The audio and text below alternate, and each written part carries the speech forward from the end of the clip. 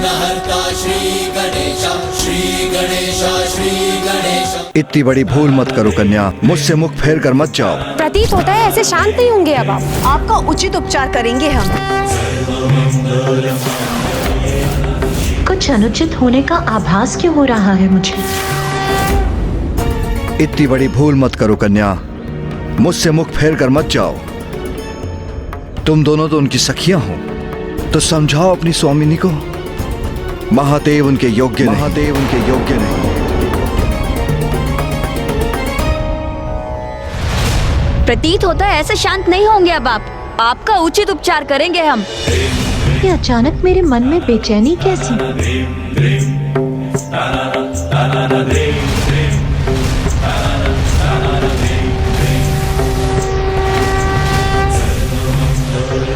कुछ अनुचित होने का आभास क्यों हो रहा है मुझे?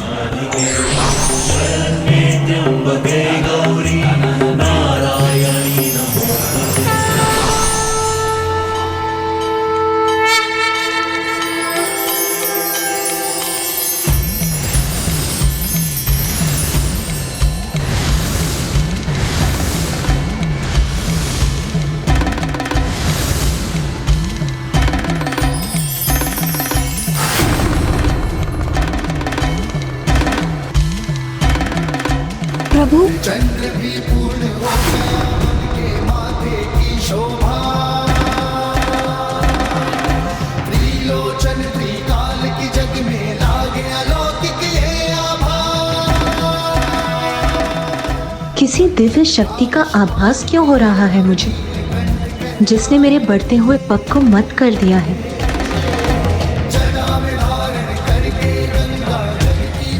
पार्वती, पार्वती।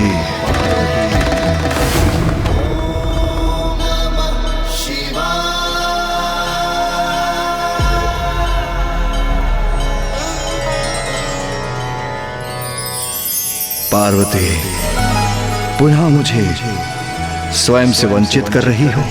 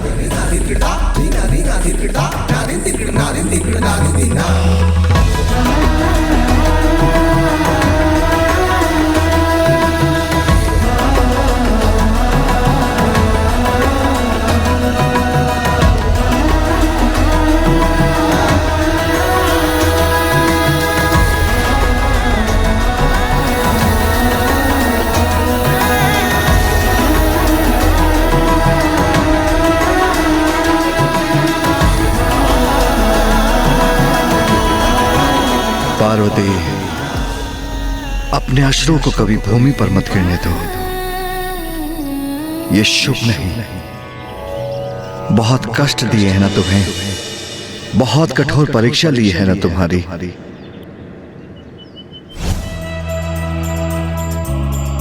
प्रिय, अपने अश्रुओं को कभी भूमि पर मत गिरने दे। ये शुभ नहीं।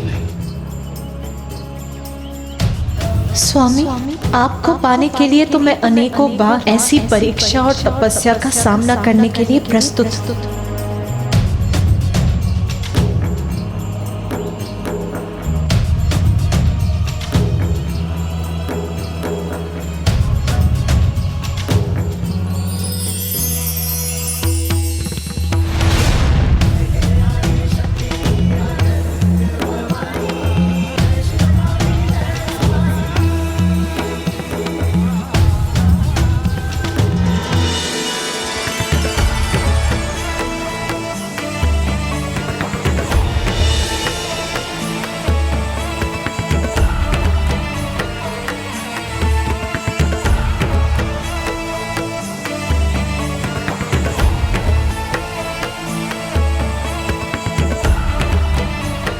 पार्वती, मैंने तो तुम्हें खो दिया था, किंतु आज तुमने मुझे पुनः पा लिया। और ये परीक्षा तो उस परीक्षा के समक्ष नगण्य है जिसका कष्ट तुम 3 सहस्त्र वर्षों से सहन कर रही हो। जब इतने वर्षों में मैं एक पल के लिए भी तुम्हारे हृदय से दूर नहीं हुआ, तो ऐसा होना कहां संभव था। तुम्हें तो इस परीक्षा में सफल होना ही था प्रिय। पार्वती, मैं तुम्हारे तप से प्रसन्न हुआ और ये कठोर तपस्या तुमने मुझे पाने के लिए की, तो मैं प्रस्तुत हूं।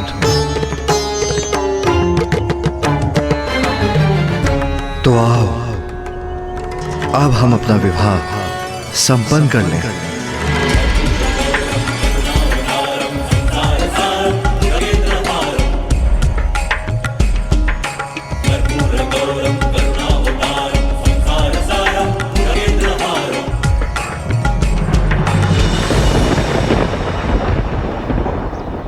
नहीं नहीं नहीं,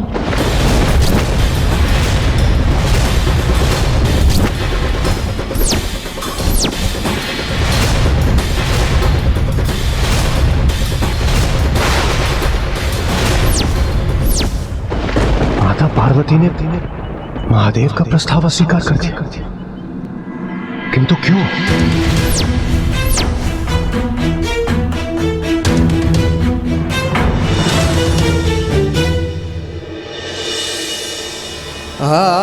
पार्वती, मेरे विवाह बंधन में बंध कर मेरा सानिध्य पाने के लिए तुमने 3 सहस्त्र वर्ष मेरी तपस्या की, और अब जब मैं तुमसे विवाह करने का आग्रह कर रहा हूं, तो तुम उस आग्रह को अस्वीकार कर रही हो। हाँ प्रभु, क्योंकि उसके लिए आपको मेरे माता पिता से अनुमति प्राप्त करनी होगी।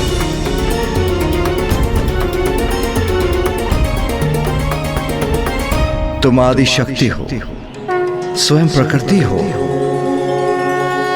मैं निर्गुण हूं, निराकार हूं। अपने भक्तों की भलाई के लिए हम आकार धारण करते हैं, जिससे शक्ति और शिव का संयोग बना रहे। तो फिर इस दिव्य घटना हेतु मुझे किसी की अनुमति की भला क्या आवश्यकता। प्रभु, सत्य है, आप परब्रह्म परमेश्वर हैं और मैं स्वयं प्रकृति हूँ, किंतु इस जन्म में मैं शैलपुत्री हूँ। इसीलिए अभी भी अपने माता पिता के बंधन से बंधी हूँ। मैं ब्रह्मचारिणी हूँ, अर्थात विवाह के पूर्व मैं अपने पिता की पुत्री हूँ। इसीलिए अपने माता पिता के सम्मान का ध्यान रखना मेरा धर्म है। प्रभु, आपके मेरे मांग में सिंदूर भरने और मेरे कंठ में मंगलसूत्र पहनाने के उपरांत ही मैं आपकी अर्धांगिनी बनूंगी। इसलिए विवाह हेतु मेरे पिता से मेरा हाथ मांगना आपके लिए अनिवार्य है। उनकी अनुमति के बिना मैं आपसे विवाह करने में असमर्थ हूँ।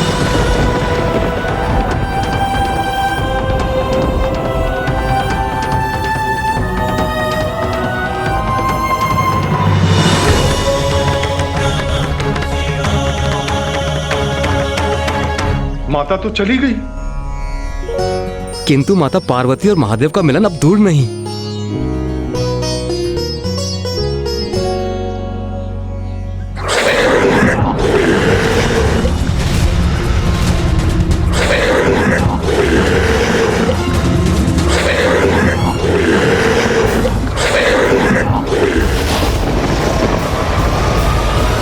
कौन हो तुम? भट्टासुर, संदेश वाहक हूं तारकासुर का, और आप सभी को इसी क्षण स्वर्ग में पहुंचने का आदेश दिया जाता है। इंद्रदेव, यह अवश्य उस तारकासुर की कोई चाल है।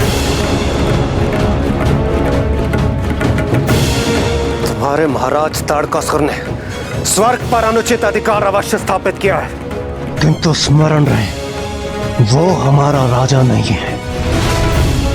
जाओ, जाकर कह दो उससे हम कदापि नहीं आएंगे। महाराज का निमंत्रण तो अस्वीकार कर सकते हैं आप, किंतु ब्रह्मदेव का आमंत्रण भी ठुकराएंगे आप देवराज? ब्रह्मदेव स्वर्ग में महाराज तारकासुर का मार्गदर्शन कर रहे हैं और उनका आदेश है कि आप सभी देवता इसे क्षण स्वर्ग में प्रस्तुत हों। ये मेरा महाराज तारकासुर का निर्णय है कि तुम देवताओं को पुनः स्वर्ग में निवास करने की अनुमति देता हूं।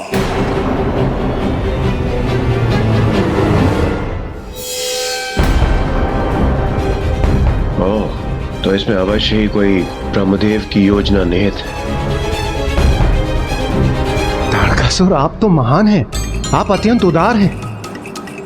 हाँ। उदार तो मैं हूं, किंतु स्मरण रहे तुम मेरे अधीन हो और मेरे राज्य की देखभाल करने के लिए नियुक्त किए जा रहे हो। ये भ्रम मत पालना कि पुनः देवराज के पद पर स्थित हो गए हो तुम। हाँ हाँ तारकासुर, आप आश्वस्त रहे। हाँ वत्स तारकासुर, उचित निर्णय लिया है तुमने। यहाँ का दायित्व देवताओं को सौंपकर इन तुच्छ कार्यों के लिए तुम्हें अपनी ऊर्जा व्यर्थ करने की आवश्यकता नहीं है। उचित कह रहे हैं आप ब्रह्मदेव, ये तुच्छ कार्य तो देवता ही करेंगे और मेरा ध्यान केंद्रित होगा मेरी मायावी नगरी शोणितपुर के निर्माण पर। जिसका कल आज मेरी एवं मेरे असुर वीरों की प्रतीक्षा कर रहा है, जहां अब हमें जाना ही होगा।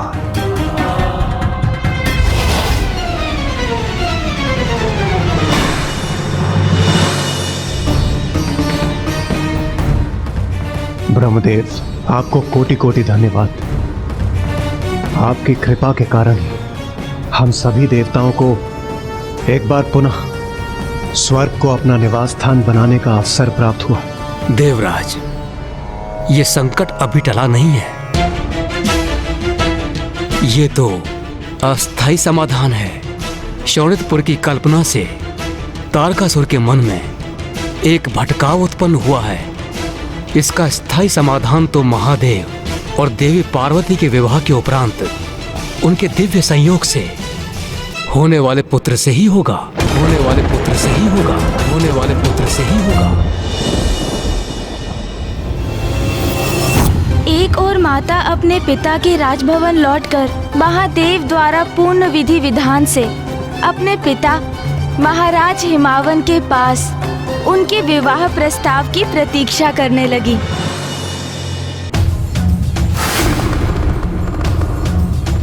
और दूसरी ओर वहां कैलाश में समस्त देवता बड़े ही सहज भाव से महादेव के पास ये विनम्र निवेदन लेकर पहुंचे कि वो महाराज हिमावन के पास माता पार्वती से अपने विवाह का प्रस्ताव भेजे।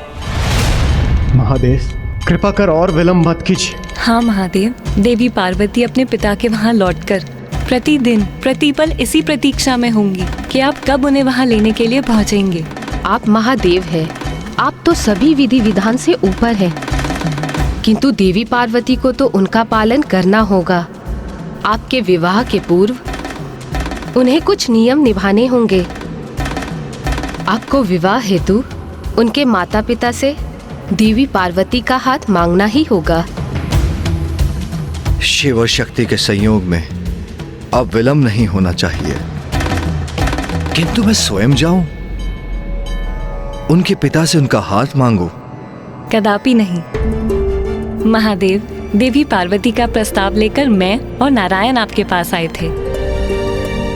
इसी तरह आपकी ओर से भी किसी को प्रस्ताव लेकर उनके माता पिता के समक्ष प्रस्तुत होना होगा। माता लक्ष्मी के सुझाव अनुसार महादेव की ओर से उनके विवाह का प्रस्ताव लेकर सप्त ऋषि, ऋषि वशिष्ठ और उनकी पत्नी देवी अरुंधति वहां पहुंच गए। शैलराज, हम आपकी कन्या देवी पार्वती के लिए एक अत्यंत शुभ प्रस्ताव लेकर उपस्थित हुए हैं।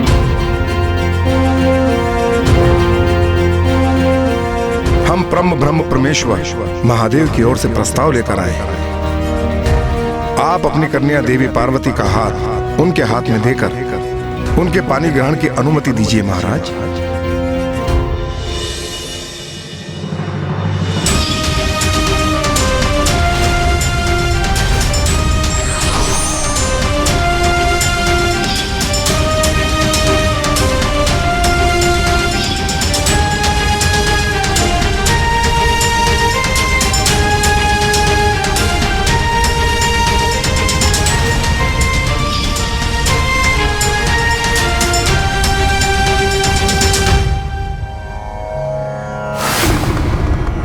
सप्तऋषि अभी तक लौटे नहीं, उन्हें आने में इतना विलंब क्यों हो रहा है? नारायण, मेरे विवाह का प्रस्ताव आपको लेकर जाना चाहिए था, क्योंकि आपके शब्दों का सम्मोहन सभी को अपने वश में कर लेता है। आप पार्वती के माता पिता से मिलते तो सहज ही विवाह का प्रस्ताव मान लेते। क्षमा कीजिएगा महादेव, देवी पार्वती मेरी बहन है, उनके विवाह का प्रस्ताव लेकर आपके पास आना मेरा कर्तव्य था, किंतु आपके विवाह का प्रस्ताव लेकर उनके पास जाना मेरे लिए उचित नहीं होगा, क्योंकि मैं तो वधू पक्ष से हूं ना। किंतु आप चिंता क्यों कर रहे हैं महादेव? कहीं आपको यह संशय तो नहीं हो रहा कि आपके भावी ससुराल पक्ष वाले आपका प्रस्ताव अस्वीकार तो नहीं कर देंगे? महादेव,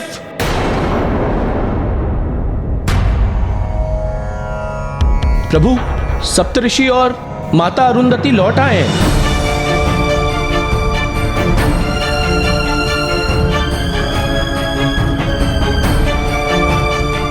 ऋषि वशिष्ठ, सब कुशल मंगल हो गया ना? आप सब लोग शांत क्यों हैं? क्या हुआ? कहीं महादेव और देवी पार्वती के विवाह में कोई अवरोध तो उत्पन्न नहीं हुआ ना?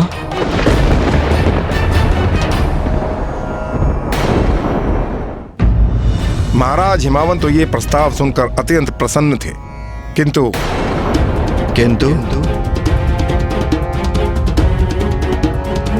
किंतु माता मैना प्रसन्न नहीं थी। ऋषि वशिष्ठ, मैं अभी आई ऋषिवर।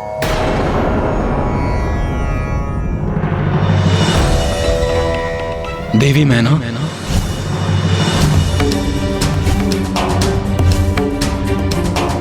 तो क्या देवी मैना ने इस विवाह प्रस्ताव को अस्वीकार कर दिया? नाथ, आपको तो भली भांति ज्ञात है, उसने तप करने का हठ किया तो मैंने हृदय कठोर कर उसे जाने दिया, किंतु अब जब वो इतने दीर्घ समय के उपरांत लौटी है तो इतनी शीघ्र स्वयं से दूर जाने की अनुमति उसे कैसे दे दूं? देवी मैना, हमारी पुत्री पार्वती ने इतना कठोर तप किया है और अब उसका उचित परिणाम हमारे समक्ष है और उसे हमें स्वीकार करना ही होगा। पुत्री मैना, महाराज हिमावन,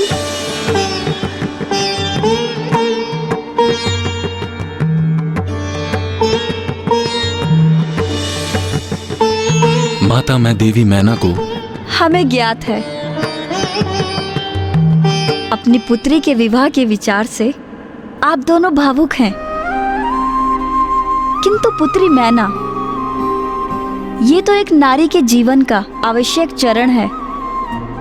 जैसे तुम भी अपने पिता की पुत्री हो, फिर तुम्हारा विवाह हुआ और तुम महाराज हिमावन की पत्नी बनी। अपने माता पिता का साथ त्याग कर आप महाराज हिमावन के साथ यहाँ हिमालय पर्वत में अपनी गृहस्थी संभाली। ये तो एक ना एक दिन होना ही है ना? हाँ देवी मैना, माता उचित कह रही हैं और हमें यह भी नहीं भूलना चाहिए कि तुमने हमारी पुत्री पार्वती को एक विशेष प्रयोजन हेतु जन्म दिया है और उसकी नियति उसकी प्रतीक्षा कर रही है।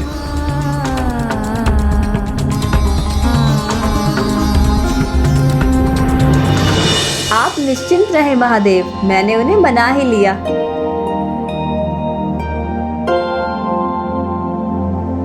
मैंने कहा था ना, मेरी पुत्रवधू अरुंधति का जाना लाभप्रद हुआ। उसने स्थिति को संभाल लिया। तो महादेव, फिर प्रतीक्षा किस बात की? अब तो आप बारात ले जाने के लिए तैयारी कीजिए। महादेव, अब विलंब अनुचित है। महाराज हिमावन और माता मैना कन्यादान करने के लिए आतुर हैं। मेरे प्रभु का विवाह होने वाला है। हर हर महादेव।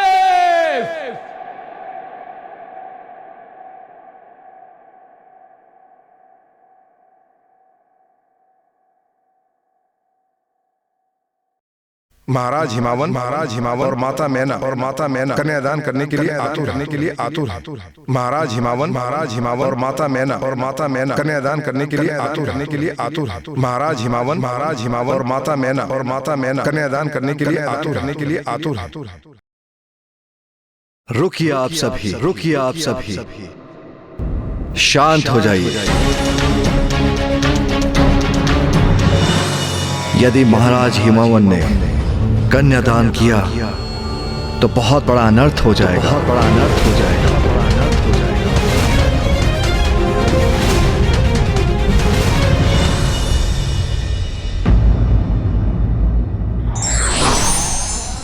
संस्कार और मर्यादा का पालन सभी के लिए अनिवार्य है।